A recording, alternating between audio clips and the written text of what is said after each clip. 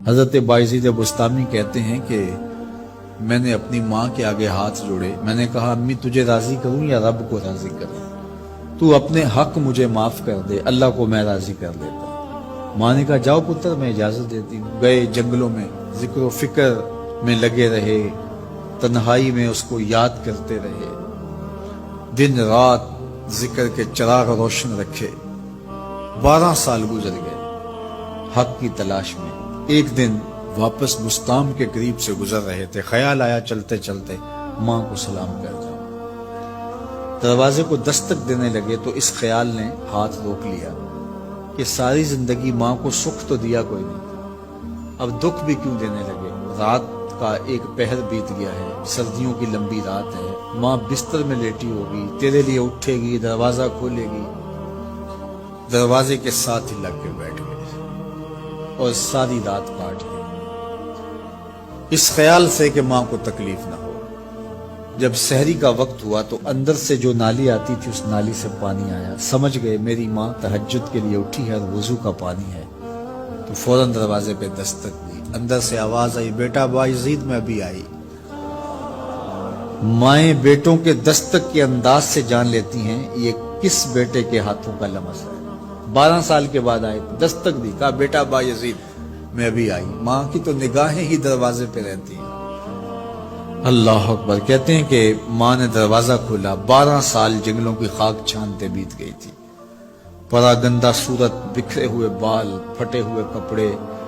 میری ماں کی جب نگاہ میرے پہ پڑی تو اس کی چشمان سے موٹے موٹے آنسو ٹپکنے لگے، اور اس نے ایسے ہاتھ پھیلا کے کہا مالک میرا بیٹا بایزید تیری طلب میں نکلا تھا، تو نے ابھی تک اسے اپنا قرب نہیں دیا۔ حضرت بایزید بستامی کہتے ہیں 12 سال کی ریاستوں سے جو کچھ نہیں ملا تھا ماں کے اٹھے ہوئے ہاتھوں سے مل گیا۔ میں نے کہا مالک میں تجھے کہاں ڈھونڈ رہا ہوں، تو کہاں موجود ہے؟ تو ماں باپ کی رضا اللہ کی رضا کا دروازہ کھولتی ہے۔ جن لوگوں کے ماں باپ ناراض ہیں اور وہ جا کے پیر صاحب کی خدمت کرتے ہیں اور میاں ماں کے قدم چومو، باپ کی ٹانگیں دباؤ، ان کی خدمت کرو، تمہارے پہلے مرشد وہ ہیں، ان کو راضی کرو، پھر کسی شیخ کامل کی صحبت میں آنا، دیکھو کیسے دل کی بند کھڑکیاں کھلتی ہیں۔ ایک مرشد تو ناراض کر آئے اور دوسرے مرشد سے تمہیں کیا ملے گا؟ تو راستہ یہیں سے کھلے گا۔ والدین کو کبھی ناراض نہ کرو، والدین کو کبھی دکھ نہ دو، والدین کو کبھی تکلیف نہ پہنچاؤ، اور والدین کو بھی چاہیے کہ اپنی اولاد کو اپنا نافرمان نہ بنائے۔ ایک بزرگ فرماتے ہیں کہ مجھے برابر 30 سال ہو گئے ہیں کہ میں اپنی اولاد کو کوئی حکم ہی نہیں دیا، کوئی حکم نہیں دیا۔ کوئی چیز مجھے چاہیے بھی ہوتی ہے تو میں بصیغہ امر نہیں کہتا، بلکہ ایسے ہی بات کرتا ہوں۔ پانی چاہیے تو یہ نہیں کہتا بیٹا پانی لے کر آؤ، میں ویسے کہتا ہوں پیاس لگی ہوئی ہے، تو اگر وہ سمجھ جائے اور وہ خود لے آئے تو اچھی بات ہے، لیکن اگر وہ نہ لائے تو میں نے اس کو حکم ہی نہیں دیا، امر ہی نہیں کیا، تو اس امر کی مخالفت ہی لازم نہیں آئے گی۔ تو کہا 30 سال برابر گزر گئے ہیں، میں نے اپنی اولاد کو حکم نہیں دیا کہ کہیں وہ میری نافرمان نہ ہو جائے، کیونکہ اگر وہ نافرمان ہو گئی پلے کچھ نہیں رہے گا۔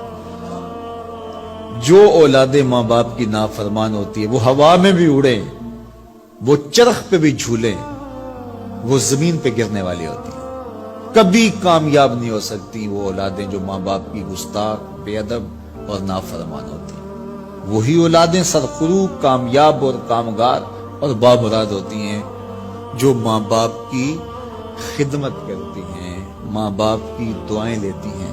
وہ ایک بچہ ماں باپ کے پاؤں دبا رہا تھا، تو ایک بچہ ایک بر اعظم میں، دوسرے بر اعظم میں، تیسرے بر اعظم میں بڑے بڑے کاروبار کر رہا تھا۔